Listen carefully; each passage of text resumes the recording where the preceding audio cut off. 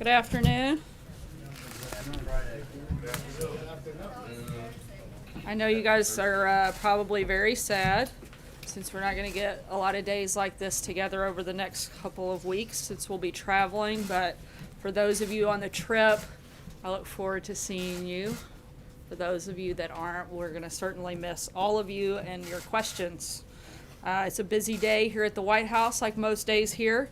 As you all saw, the president was excited to announce the Broadcom Limited is coming back to the United States, moving their company back here from Singapore. Their CEO credited the president's economic agenda for once again making the United States the best place in the world to grow a business. He also noted that the tax reform plan, which was rolled out this morning, will make it easier for them and other companies to do exactly what the president has promised. Bring back our jobs, bring back our wealth, and bring back our great American dreams. This morning, the president applauded the House Ways and Means Committee for introducing the Tax Cuts and Jobs Act, which is another important step toward providing massive tax relief for the American people. Our entire administration is working tirelessly to make good on our promise to the working people who built our nation to deliver historic tax cuts and reforms, the rocket fuel our economy needs to soar higher than ever before. Now, as you all know, the president is preparing to leave the country tomorrow for a 5-country, 10-day trip to Hawaii and Asia. This afternoon, we have with us the president's National Security Advisor, General McMaster, who will preview the trip and take some of your questions. Please keep your questions on topic. If you have other questions, the press team will be around this afternoon and throughout the next 10 days while the rest of us are on the road. Thanks so much, General McMaster. Thank you. Well, good afternoon, everyone. Hey, good to see everybody.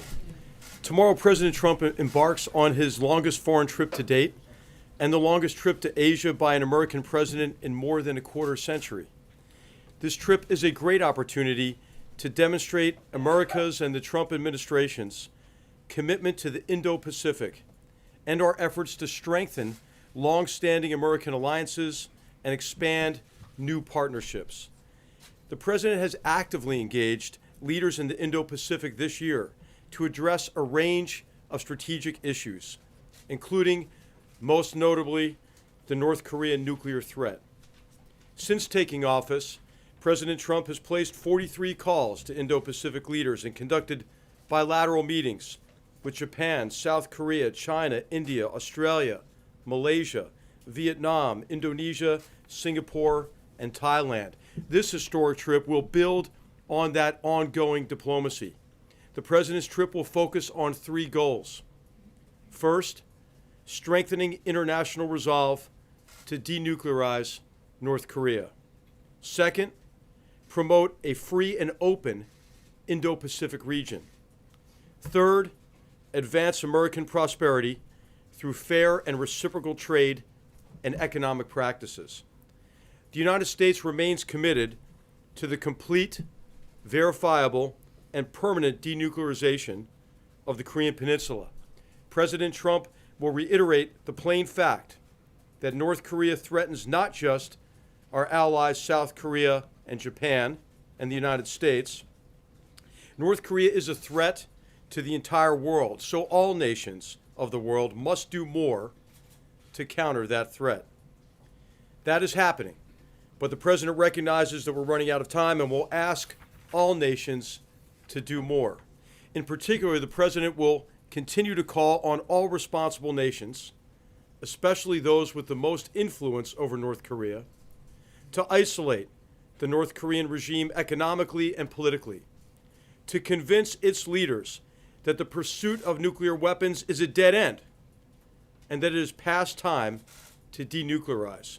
And he will remind friend and foe alike that the United States stands ready to defend itself and our allies using the full range of our capabilities. The president will also use his trip to promote his vision for a free and open Indo-Pacific region. The president will make the case that respect for freedom of navigation and overflight, the rule of law, sovereignty, freedom from coercion, and private enterprise and open markets is the best model to increase prosperity throughout the region and to secure the freedom and independence of all nations. And of course, increasing prosperity of the American people is always one of President Trump's top priorities. Throughout the trip, the president will stress his commitment to free, fair, and reciprocal trade. He looks forward to working with partners across the Indo-Pacific region to ensure that governments do not unfairly subsidize their industries, discriminate against foreign business, or restrict foreign investment. This will help increase trade, reduce unsustainable deficits, and promote prosperity for the American people and the people of the Indo-Pacific region. A final point, and a point that's often overlooked, this trip, like all the president's engagements with foreign leaders, builds on previous accomplishments and on previous diplomatic efforts. One example I'll provide is that in Riyadh in May, President Trump delivered a historic speech to the leaders of more than 50 Muslim-majority nations. The president will interact with many of those same leaders at APEC or ASEAN, both of those conferences. He will reiterate three key U.S. counterterrorism pillars that he unveiled in that speech in Riyadh. First, deny terrorists safe havens and support bases. Second, cut off their funding. And third, discredit their wicked ideology. I think it's time for us to recognize that there's been significant progress on all three fronts. Raqqa and Mosul have been liberated and will soon no longer control territory and populations, as the United States has worked very hard with allies and partners to deny that safe haven and support basis, in this case to ISIS. Second, we should recognize that there's been considerable progress on terrorist financing. As you saw Secretary Mnuchin's visit to the region last week, during which he opened the Terrorist Financing Targeting Center. And then also, you've heard a lot of leaders across the world, and the president foremost among them, discrediting this ideology, this Islamist or Takfirist or Salafi jihadist ideology. And last week, I think it's worth reading Saudi Crown Prince, the Saudi Crown Prince's speech, during which he called for a return to moderate Islam. At the ASEAN 50th birthday party in Manila, the president will discuss how to strengthen partnerships across the Indo-Pacific to further efforts against transnational terrorist organizations. So this trip is an opportunity to build momentum towards shared prosperity and security, and I'm happy to take your questions. Thank you. We'll take, yes, toward the back there. General, as you look at the tools in your toolkit for confronting North Korea, how much thought are you giving to putting that country back on the American list of state sponsors of terrorism? Okay, that is an option that's under consideration, and so the president's cabinet is looking at this as part of the overall strategy on North Korea. But a regime who murders someone in a public airport using nerve agent, and a despotic leader who murders his brother in that manner, I mean, that's clearly an act of terrorism that fits in with a range of other actions. So this is something that's under consideration. And you'll hear more about that soon, I think. Yes, in the front, in the center. Yes. A couple here. Will the president be using the fire and fury rhetoric in his speech about North Korea when he's that close to the border? Will he be meeting with Putin on the sidelines? And will he be bringing up human rights when he meets with Duterte? Okay, so the president will use whatever language he wants to use, obviously, and what the president has done is clarified in all of his discussions, his statements on North Korea, our determination to ensure that North Korea is unable to threaten our allies and our partners, and certainly the United States. So he's done that with a great deal of clarity in the past, and I'm sure he'll do that during the trip as well. And that's been of great reassurance to our allies, partners, and others in the region who are literally under the gun of this regime. So we shouldn't expect any modulation in the language because of where he is? Well, I don't think the president really modulates his language. Have you noticed him do that? I mean, he's been very clear. He's been very clear about it. And let me just talk about this quickly.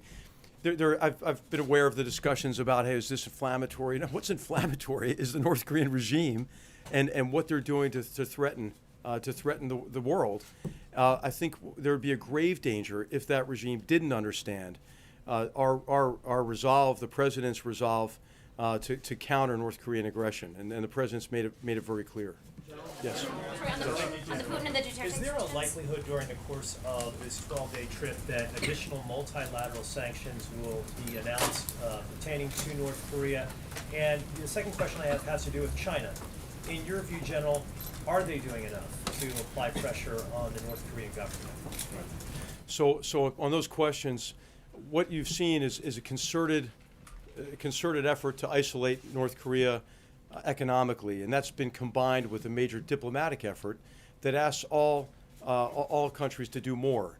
There's tremendous momentum behind that now. We've seen countries across the Indo-Pacific region, but globally, doing more to expel these really, in effect, North Korean slave laborers who are a big source of income for the regime, to shut down a lot of illicit trafficking that was aimed to circumvent UN sanctions, and then also to shut down a lot of the money-making enterprises of this regime, oftentimes run out of their embassies. So you've seen a lot of expulsion of ambassadors, elements of the diplomatic corps, a restriction on this kind of activity, and the president welcomes that and appreciates it, but will also be asking others to do even more there.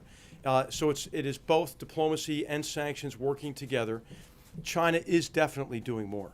But obviously it's not enough until all of us achieve denuclearization. And I think what's really essential to remember about China's approach to this is China recognizes this isn't the United States or anyone else asking China to do us a favor. China recognizes it is clearly in China's interest, in all nations' interests, to denuclearize the peninsula, and that's because of the direct threat from a regime like this with a nuclear weapon. But it's also because of the specter of the breakdown of the non-proliferation regime. And what if others in the region conclude that they have to arm with nuclear weapons? I mean, that's not good for anybody. So I think China will, as it always does, act in its interests. But I think this is an area where our interests are really clearly aligned. General, you mentioned in your opening comments that the world is running out of time to deal with North Korea. If you could expand on that for a moment. And earlier this week, before the Senate, General Mattis was asked about the process by which the president might use nuclear weapons. And he said, well, if we were to detect a potential launch from North Korea, that is a scenario under which the president might act. Do you agree with that assessment? Has that been something that has been discussed here within the Situation Room, where options presented to the president? Okay. All right, so on the first, on out of time, we're out of time because approaches in the past have not delivered on halting and then reversing North Korea's very dangerous nuclear and missile programs. And the approach of the past has been that we'll be happy with something what some people call a freeze for freeze or suspension for suspension.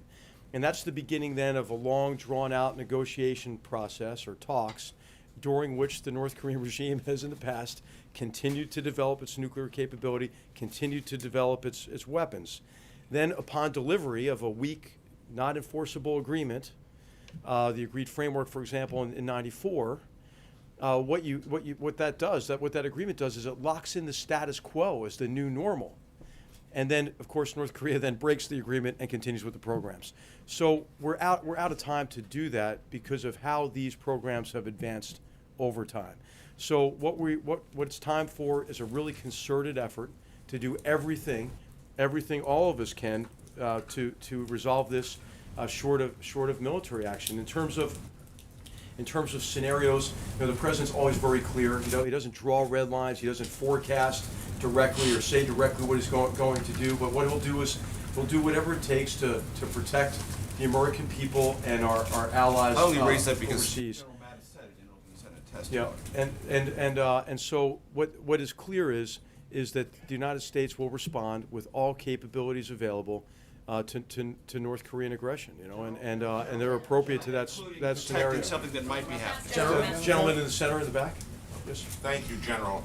There have been stories coming out of North Korea and certainly parts of that part of the world that the North Koreans have targeted the president in different ways, and are you confident about his security, and have you heard any of the rumors about the targeting of him by Pyongyang? Well, you know, whenever the president travels, our team does an assessment and will secure the president. And you know, we have extraordinarily capable forces in the region. And so that's routine for us, is to take all that into consideration. Yes. Yes. How do you assess President Xi now that he has consolidated his power? Does it make it easier to deal with him on North Korea or harder? Well, I think what the president will do is build on what was already a very strong personal relationship that they developed at Mar-a-Lago, and then also that build on a very substantive policy dialogue we had, especially on the security side, in Mar-a-Lago and in meetings since then, at the G20, for example, and in multiple phone calls between President Trump and President Xi. And I would highlight three elements of that foundation for the U.S., Chinese, really the multinational approach to North Korea.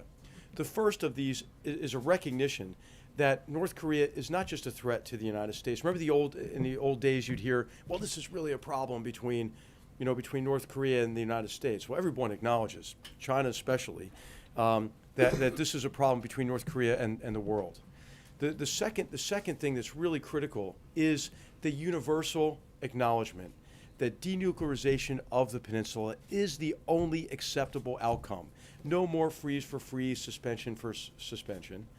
And the third thing is China's acknowledgement that it's acting in its interest, obviously, but that China has a great deal of coercive economic power. I mean, 90% of the trade, at least, flows in through China. And so the implementation, enforcement of the UN resolution holds promise, but there's more that can be done beyond that. And I think it's time maybe for nations to do more beyond what even has been called for in UN Security Council resolutions. Yes. Two questions. One, just to follow up on the previous question. Have you guys determined whether there will be a pull-aside or a formal bilateral meeting with Russian President Vladimir Putin during this trip? No, that's not been determined yet, but we'll announce it if that's determined. And secondly, I know we're focused on the Asia trip here, but I just wanted to talk for a second about the president weighing in on the man who's been charged with mowing down pedestrians in New York City. He called for the death penalty. Have there been any conversations in the White House about how that could complicate prosecutors' efforts and even help the defense claim that this person can't get a fair trial? What the president wants is to secure the American people from this threat and from mass murderers like this, and so what he's asked is for options to take a look to assess if our tremendous law enforcement teams and our judicial system has all the tools they need to be able to combat this threat to the American people. So what we owe them now is we owe them options, options to take a look at to see if this is the time to reassess, change our capabilities in this area, in the area of law enforcement in particular. Yes. Thank you, General. At your opening statement, you spoke about a lot of different freedoms, but I did not hear anything on freedom of speech, freedom of expression, freedom of religion, and self-determination, democratic values. And what I'd like to know is, are these things no longer as important to the United States under President Trump? Is he comfortable with authoritarian regimes consolidating power and moving away from democracy as long as they can help us accomplish larger goals, such as with North Korea and on any other subject? So what you'll hear is the president, when he talks about sovereignty, talking about the sovereign nations protecting the rights of their citizens. You heard in just the preview, and you'll hear much more in the speeches and statements the president makes abroad about the importance of adhering to rule of law, to promoting freedom, individual rights. And so this is extremely important to the president, and I think what we ought to do is just look at the president's record. Okay, so in Syria, you have a regime that is a big human rights offender, obviously, in a number of areas. The murder, the torture, the displacement of 6 million people internally, 5 million refugees, mass murder of their own people with chemical weapons. Who stood up against Assad to prevent even further murder of chemical weapons? The president did. I mean, if you look at the policy toward Venezuela, a regime that is consolidating its grip on power and denying their citizens their rights. The president's taken a very strong stance, along with our great Latin American partners, and on Venezuela. So I would just say, look at the actions, right? Look at the Cuba policy. Look at the shift from the old Cuba policy that enabled an autocratic regime, and a new Cuba policy which incentivizes human rights and the development of free enterprise, for example, in Cuba. I've asked you actually in this room several times, because I'll bring it up again because you mentioned Venezuela, that the president and this administration has on many occasions condemned what's going on in Venezuela, but has not done the same thing with other leaders in the Philippines and in Turkey and also in Russia. The president seems to have no problem with some authoritarian regimes, but problems with others. And I'll ask you one more time, why is Venezuela different from Turkey or Russia or the Philippines? Well, I think what the president's focused on is being effective in advancing and protecting human rights and advancing the rule of law. You've seen him do that in his relationship with we've seen him do it quietly in every relationship. And so how much does it help to yell about these problems? It hasn't really delivered in recent history anyway. And so I don't think that you should assume anything because you're not in the meetings, you're not in the phone calls. And the president has done quite a bit and will continue to do more to advance and protect human rights across all of our relationships. With the president in the region, is there any concern or expectation that it could cause the North Korean regime to ratchet up their aggression?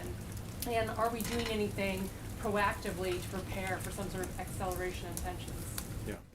Well, the only thing that is ratcheting up North Korea's aggression is the North Korean regime itself. And so, what's important is for us to have the capabilities necessary and to have them in the right locations to deter conflict, and then, if necessary, to be able to respond to North Korean aggression. And we're doing that really with our allies and partners in the region. Primarily our great South Korean allies who live literally under the gun of that regime and have since the armistice in 1953. And so we're working together with our South Korean allies every day to make sure that we have the highest degree of readiness. And of course, you've seen the most recent some of the most recent provocations involving missile launches over Japan. And North Korea poses a great threat to our ally in Japan as well. But as I mentioned, this is a global threat that requires a global response, improving our military readiness, ensuring that we have the right assets, including strategic assets in the region, is immensely important to preventing conflict, and then making sure that we're prepared to respond. General, there are some foreign policy experts, some intelligence experts who believe that the only route to a negotiated settlement between the United States and North Korea that would have China's support would be a very strong pledge from the United States not to seek regime change in North Korea, and also to remove U.S. forces from the Korean Peninsula and provide other methods for South Korea's defense. Is that something that this White House would even entertain? Well, we're always assessing our strategies and policies based on the degree to which we think they're effective. Now, right now, we've said that the goal is denuclearization of the peninsula, period. And what you've seen is just the very beginning, maybe the end of the beginning of the president's strategy in the form of new sanctions in place now, much more work to do to isolate the regime diplomatically and economically. And I think we have to be a little patient here for at least a few months to see, what more we and others can do, including China, as some of you mentioned at the beginning. So I don't think we need to reassess our strategy now. I think we have to give it a few months, and then see what adjustments we might need to make. One more. Taking the center back. I can ask you about bilateral Sure. trade. You obviously made that a point of this visit. Can you talk about who is going to be leading the U.S. conversations about trade, since we know that Secretary Mnuchin is not going, Yeah. that we don't have confirmation of whether it's Ivanka or Jared or even the USTR. Can you talk about who's going to be leading those conversations? So certainly our USTR is going to be leading the discussions on trade. In terms of trade, economic development, economic practices, It'll be our USTR, and then at times it will be reinforced by other members of the president's team. But really, it is the president's trip, so the president is actually going to be leading the discussions on trade and on security, and the rest of us are there to support really his engagements and to make the most out of the visits as we can. So thanks everybody. Thanks everybody. Can you stay for a couple others? Hi, Sarah. And we have a wrap.